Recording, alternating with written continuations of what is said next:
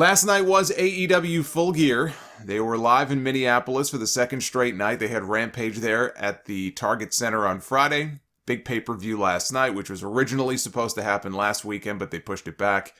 An excellent show. I would say as good or maybe even a little bit better than this year's All Out. I'm kind of on the fence about that. I think I may have liked All Out a little bit more. The point is, it has been a banner year for AEW's big shows and their pay-per-views, even with that wet fart of a finish in the main event at Revolution with Moxley and Omega. They have had a hell of a year when it comes to their pay-per-view shows.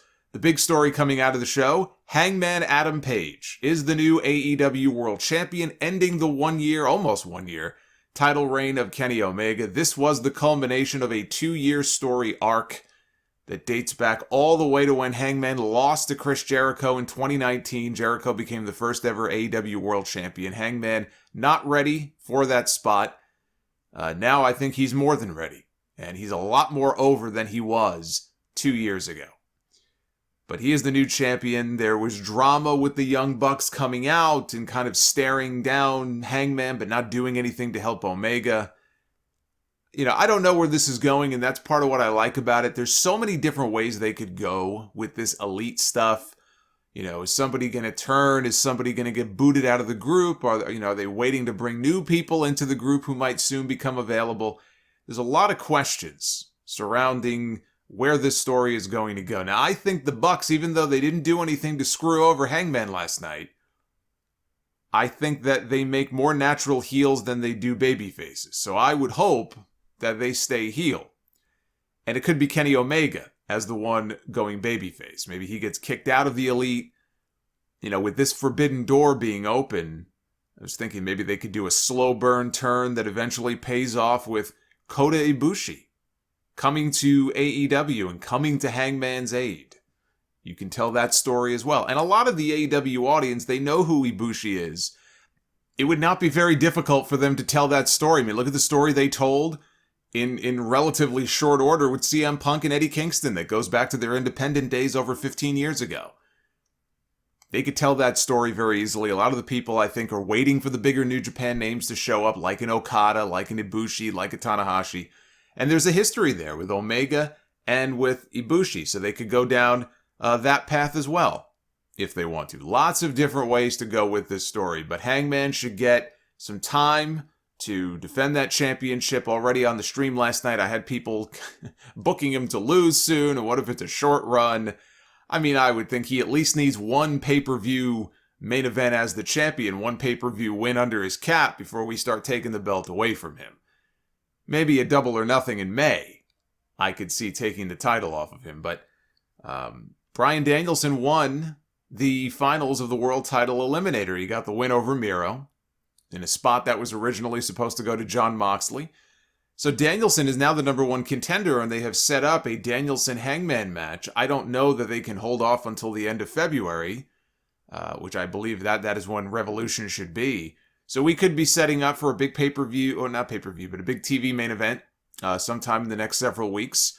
Or, as I pointed out last night, January 5th is the debut date on TBS for Dynamite. 3 days later is the first quarterly special on TNT. That's probably going to be that Battle of the Belt show. And if that is a live special, because if it's taped, I wouldn't give away a world title match on that show. But you could do Hangman and Danielson perhaps on the January 8th show.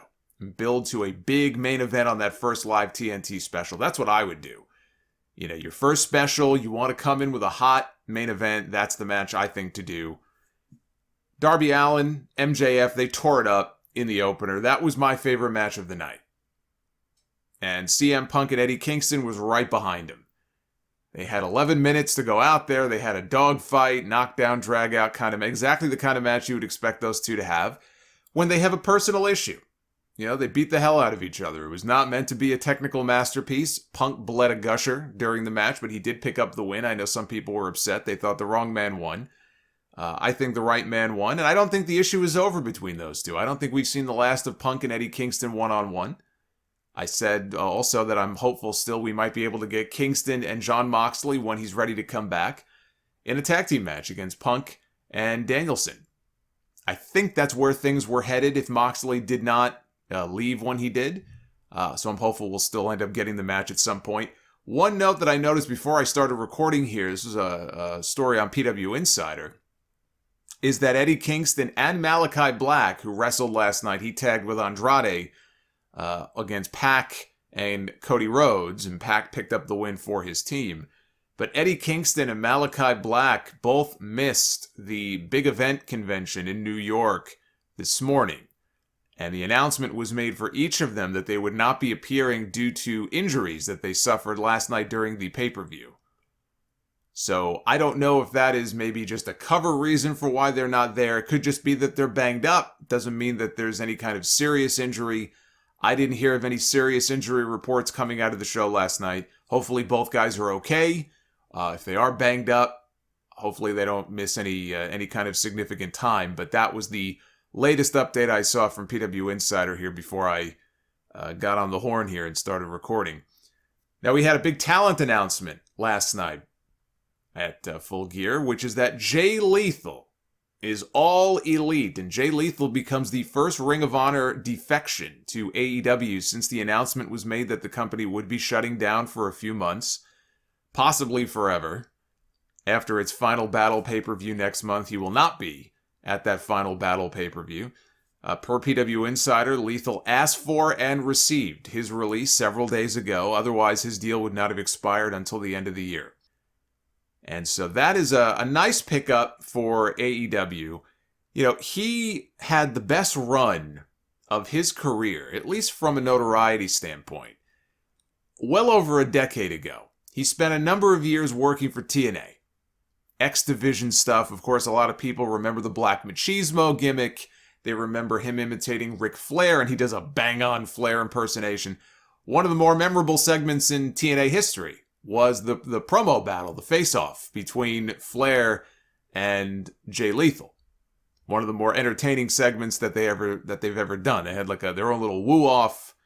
That was a long time ago, but he was over. Lethal was over. He had a lot of fans. He was one of the kind of the shining young stars in that company. And then one day, it was over. He got cut. To this day, he's never gotten a straight answer as to why he got cut or who made the ultimate... I mean, Dixie Carter made the ultimate decision because she was the boss. But the belief is there was always somebody there who was not really a fan of his, who had it in for him, and he fell out of favor, I guess, with the wrong person or the wrong people behind the scenes in that company. And so that was a shocking release at the time. And I remember interviewing him not long after he returned to Ring of Honor, after he had already left TNA, and asking him about that. I did a whole interview with him back on Sound Off 187 many, many years ago. But he never went to WWE. He got cut. He ended up back in Ring of Honor, and Ring of Honor has been his home now for the last decade since leaving Impact. And he has had great success. He has been a world champion. He has had great matches in his time in ROH. He has tried to help build that company kind of back up. And the thing is, Ring of Honor is very much under the radar. It always has been, but especially in more recent years.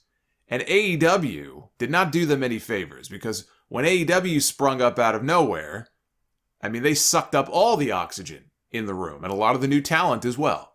Where do they end up? If they don't end up in WWE or WWE Developmental, they end up in AEW. There are exceptions. But Ring of Honor has never been able to kind of just get over the hump to that next level. And Jay Lethal spending so many years of his career, prime years of his career, in Ring of Honor, is not the level of star that he should be. He should be a lot bigger than he is.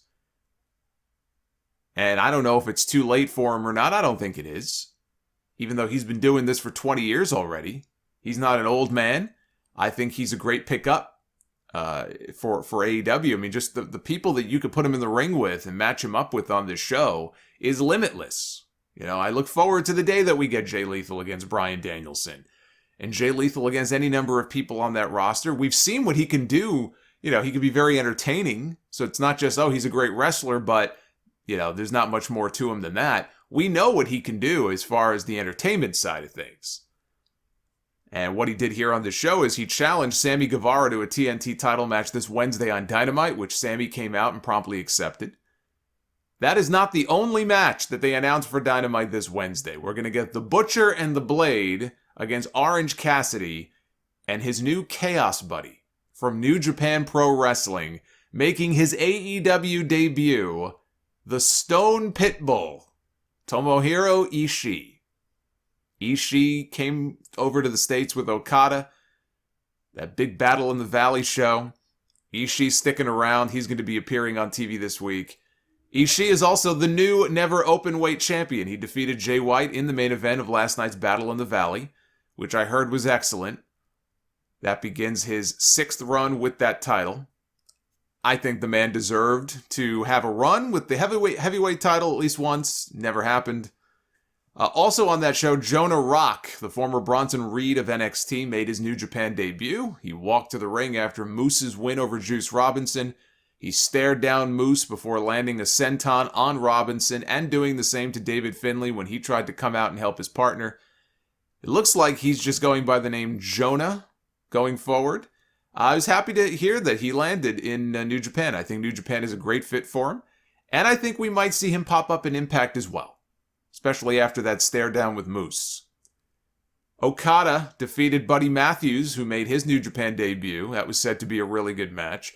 When the match was over, Will Ospreay came out, 24 hours removed from his win over the Amazing Red at House of Glory. He went coast to coast from New York, flying out west to be there for this show.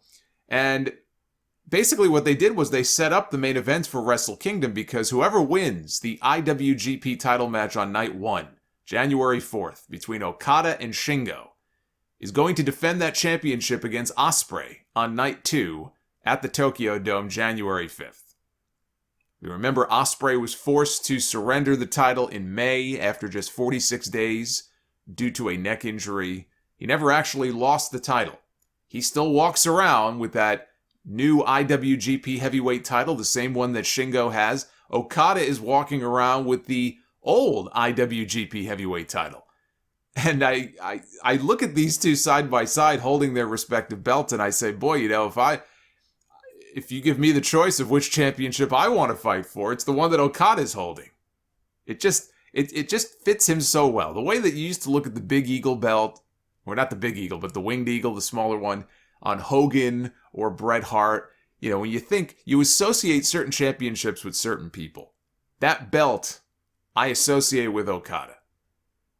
And I hope that if he ends up coming out of Wrestle Kingdom as the champion, that he just starts using that belt again as the IWGP title. But they have their main events all set now for Wrestle Kingdom coming up at the beginning of January.